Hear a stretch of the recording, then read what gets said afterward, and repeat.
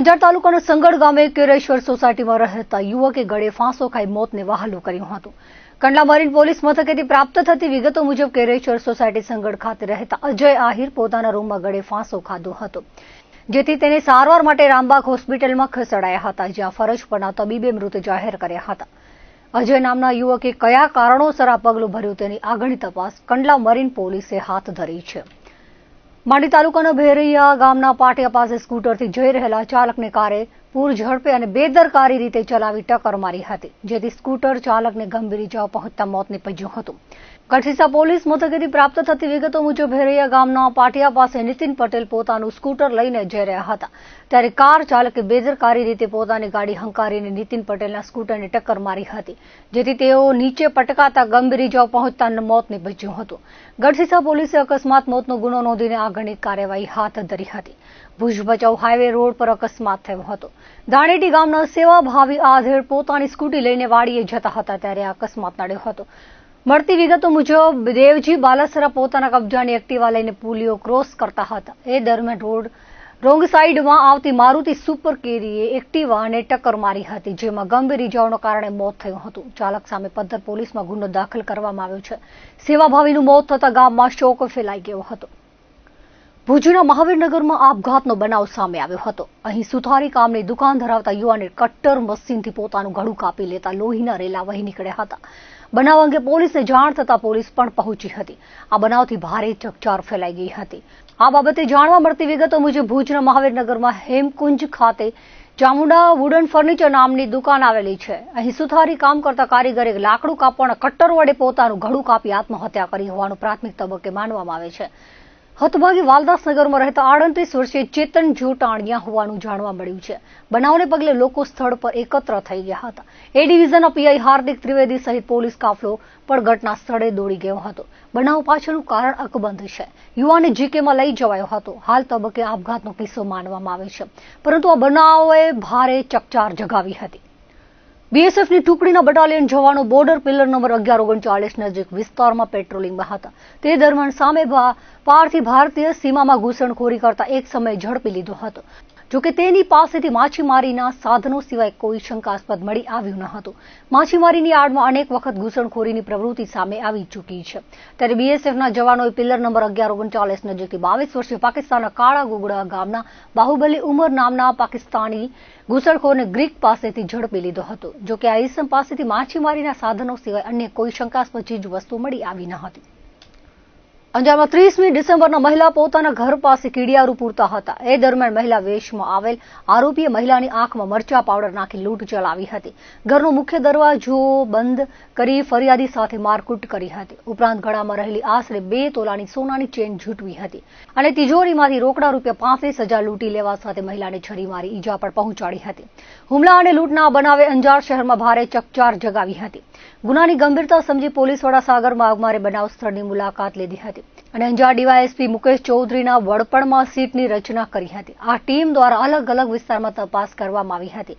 ખાસ કરીને અંજાર અને આદિપુર વિસ્તારમાં લગાવવામાં આવેલા 198 કેમેરા ચેક કરાયા હતા, જે દરમિયાન શકદાર અમદાવાદથી ટ્રેનમાં ગાંધીધામ આવતો હોવાની માહિતી મળતા રેલવે સ્ટેશન બહાર વોચ ગોઠવીને તેને ઝડપી એલસીબી કચેરી ખાતે લઈ અવાયો હતો.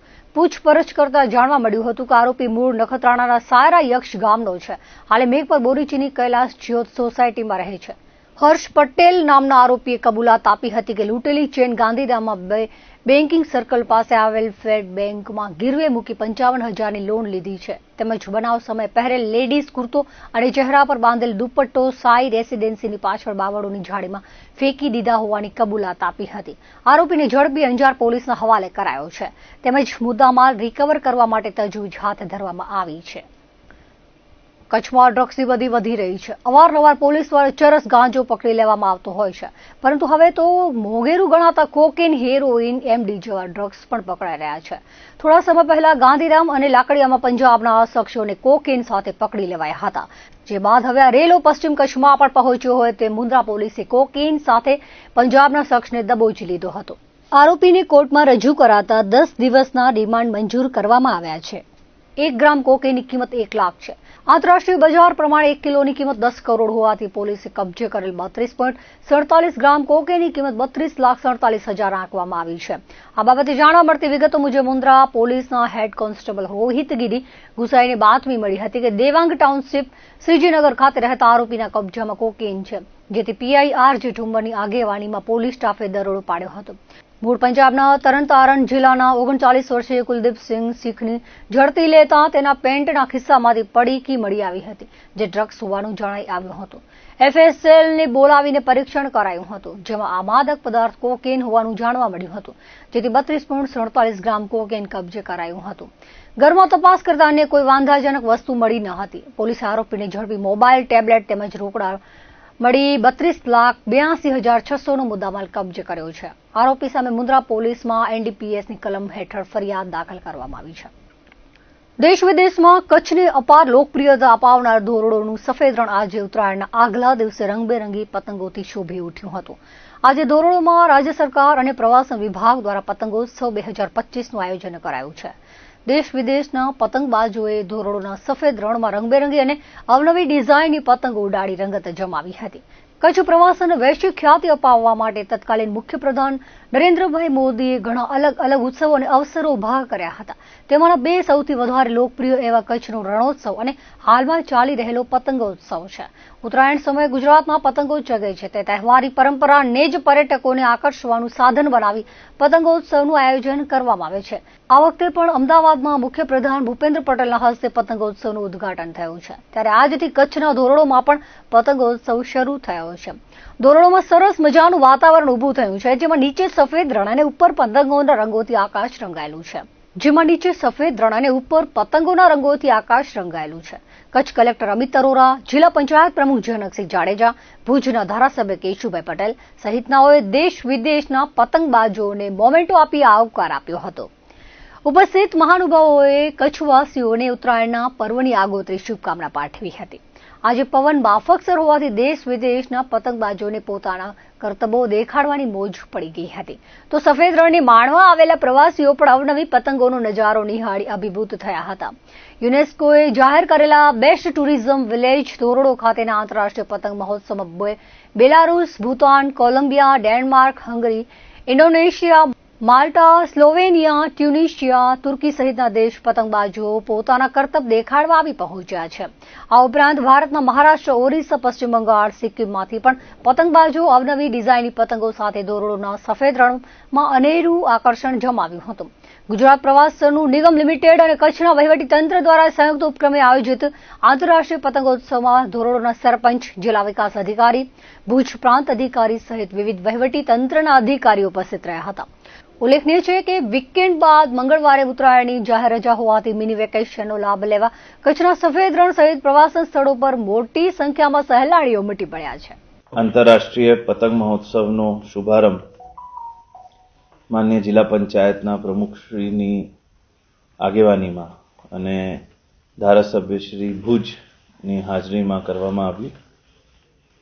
દેશ વિદેશના કાઇટિસ્ટો, બીજા રાજ્યના કાઇટિસ્ટો જેમ કે બેંગોલની ટીમ વગેરે વગેરે, બીજા રાજ્યોની ટીમ, આપણી કચ્છની ટીમ, સાથે સાથે બેલારુસ, ભૂટાન, એવી રીતે જુદા જુદા દેશોની ટીમે ભાગ લીધું. આજે પવને ખૂબ સારું છે અને જ્યારે આજે ઉત્તરાયણનો પર્વ છે, આવતીકાલે ઉત્તરાયણનો પર્વ છે, તો સમગ્ર કચ્છના, સમગ્ર ગુજરાતના લોકો ખૂબ ચોકસાઈ સાથે આ પર્વ ઉજવે, ખૂબ હર્ષ ઉલ્લાસ સાથે આ પર્વ ઉજવે અને સાથે સાથે કોઈને પતંગના દોરાથી કે કોઈને હાનિ ના થાય, ઈજા ના થાય, એનું પણ ખૂબ ધ્યાન રાખે. એની સાથે બધાને ખૂબ ખૂબ શુભકામનાઓ ઉત્તરાયણ પર. My name is Angelica. I represent the team from Belarus. This is my second time international festival kite. The festival is a unique platform for cultural exchange and showcasing kite flying traditions from around the world. I'm very happy. Every year I fly this is festival and very happy. India with my heart. I love you, Indian people, Indian culture. I see many beautiful Indian city. When I fly my city, I tell about this festival. Belarus people like India. Many travel in Indian city and be very, very happy. Are you like Gujarat hospitality? Thank you, Gujarat tourism. Thank you, Gujarat tourism. This is very good. What Gujarat tourism do happy many team with around the world. Only Russian language. Every year I fly in India and study English language. I don't speak English very well, but I do interview good. When me answer questions, I file stop it. I'm from Denmark. My name is Emma. How I feel here? Yeah, I feel amazing. The wind is perfect for this. Back in the riverfront in Ahmedabad, the wind was less good, but today it couldn't be better. We have our big kites up, which we've been excited to show. It's 30 meters long, so it looks amazing up here in the open sky, and we have a lot of space for it, so it's perfect to be here. It's a sweet drink, so it's not spicy, but I love that. I actually tried to recreate it back home last year, but I couldn't find the right mixture, so it didn't taste the same, but that was delicious. I love that. And what I love more is that people are really hospitable here. People, they treat me like almost like I'm a princess, like I'm just a normal person, but over here people are extremely hospitable, and we've heard about that back in school, that Indian people are famous for being very hospitable, and I can confirm that here, that people are very hospitable, and all of our team agrees. મકર સંક્રાંતિના પર્વને આડે હવે ગણતરીના કલાકો રહ્યા છે, ત્યારે કચ્છભરમાં પતંગના પર્વ ઉત્તરાયણને ઉજવવા માટે થનગનાટ જોવા મળી રહ્યો છે. નખત્રાણા પંથકના વેપારીઓ છેલ્લી ઘડીની ગરાકી નીકળશે તેની રાહ જોઈને બેઠા છે. કચ્છ ઘરની મેન બજાર, બસ સ્ટેશન સહિતના વિસ્તારોમાં ઠેર વેપારી દ્વારા પતંગ દોરાના હંગામી સ્ટોલો ઉભા કરાયા છે, જેમાં બરેલીની દોરી, સુરતી દોરી, ગ્લાઇન્ડર, 9 તાર, 6 તાર, ખંભાતી પતંગ, ચીલ પતંગ, ત્રિરંગા પતંગ, ચાંદ પતંગ, પ્લાસ્ટિકના વેરાયટીઓ ગ્રાહકોને આકર્ષવા વેપારી દ્વારા ગોઠવાયા છે. પવનદેવ પણ યારી આપી રહ્યા છે. બીજી તરફ ઊંધિયું માટે લોકો અને વેપારીઓ આજથી શાકભાજીની દુકાન તરફ વળ્યા છે અને જરૂર પૂરતું ખરીદી રહ્યા છે. ઊંધિયું, પાત્રા, ખમણ, તલની ચીકી માટે વેપારીઓ સ્ટોલો પર સજ્જ થયા છે. ઓર્ડર પણ બુક કરાયા છે. તો બીજી તરફ ચેરડી, ગાજર, બોર, મોગરી, રીંગણા, વાલોર તેમજ ફળ અને શાકભાજી માટે વેપારીઓ માલનો સ્ટોક ગોઠવી રહ્યા છે. તો જીવદયા પ્રેમીઓ પણ સતર્ક છે. દાન પુણ્યનો ભાથો ભરી લેવા શ્રદ્ધાળુઓ ગાય માતાને નિરણ ચારો નાખશે તે માટે લીલા ચારાની ડિમાન્ડ વધી છે.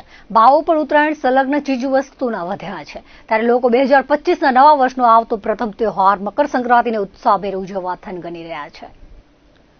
પ્રાકૃતિક ખનિજ સંપત્તિથી સમૃદ્ધ કચ્છ જિલ્લામાં ખનિજ ચોરીનું દૂષણ વ્યાપક બન્યું છે. ખાસ કરીને જળ સંચય, સુજલામ સુફલામ વોટરશેડના કામોમાં મોટા પ્રમાણમાં ખનિજ ચોરી થતી હોવાની ફરિયાદો સમયાંતરે ઉઠતી રહે છે. સિંચાઈના કામોમાં થતી ખનિજ ચોરીનો મુદ્દો ચૂંટાયેલા જનપ્રતિનિધિઓ સુધી પહોંચ્યા બાદ જિલ્લા સંકલન સમિતિની બેઠકમાં પણ તેના પડઘા પડ્યા હતા. સરકારની વિવિધ યોજનાકીય ગ્રાન્ટોમાંથી જિલ્લામાં જળ સંચય, સિંચાઈના અનેક કામો વર્ષભર ધમધમતા રહે છે.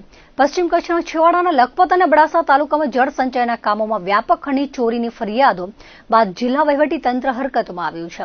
આ સપ્તાહના પ્રારંભે જિલ્લા કલેક્ટર અમિત અરોરાની અધ્યક્ષતામાં ખાણ ખનિજ વિભાગ અને સંલગ્ન અન્ય વિભાગોના અધિકારીઓની મહત્વપૂર્ણ બેઠક મળી હતી, જેમાં પશ્ચિમ કચ્છમાં જળ સંચયના કામોમાં થતી ખનિજની ચોરીને અટકાવવા અને કડક કાર્યવાહી કરવાના આદેશો થતા ખાણ ખનિજ વિભાગ અને સંબંધિત વિભાગો દોડતા થયા છે. પશ્ચિમ કચ્છ જિલ્લા ભૂસ્તર શાસ્ત્રી દેવેન્દ્ર બારિયાએ જણાવ્યું હતું કે જુલરાઈ ગામે ચાલી રહેલા તળાવના કામમાં ખનિજ ચોરીની ફરિયાદ મળ્યા બાદ સ્થળ તપાસ કરવામાં આવી હતી. કચ્છ જિલ્લા જળ સ્ત્રાવ સમિતિ દ્વારા તળાવનું કામ ચાલી રહ્યું છે, જેમાં મોટા પ્રમાણમાં ખનિજ ચોરી થતી હોવાની ફરિયાદ ઉઠતા મુલાકાત લેવામાં આવી હતી. હાલ અમલીકરણ એજન્સી પાસેથી વર્ક ઓર્ડર અને નકશા સહિતના આધારો એકત્ર કરવાની કામગીરી ચાલી રહી છે. નકશાઓ મળ્યા બાદ આગળની કાર્યવાહી કરાશે તેવું તેમણે વધુમાં ઉમેર્યું હતું. પશ્ચિમ કચ્છના અબડાસા લખપત પંથકમાં જળ સંચયના કામો વારંવાર વિવાદનો મુદ્દો બનતા રહ્યા છે. જળ સંચયના કામોમાં ભ્રષ્ટાચાર સાથે ખનિજની ચોરીની વ્યાપક ફરિયાદો સામે આવી છે. ત્યારે જિલ્લા વહીવટી તંત્રે સઘન તપાસના આદેશ કર્યા છે. આ દિશામાં તટસ્થ તપાસ હાથ ધરવામાં આવશે તો આવનાર દિવસોમાં નવા કડાકા ભડાકા થવાની સંભાવના જોવાઈ રહી છે.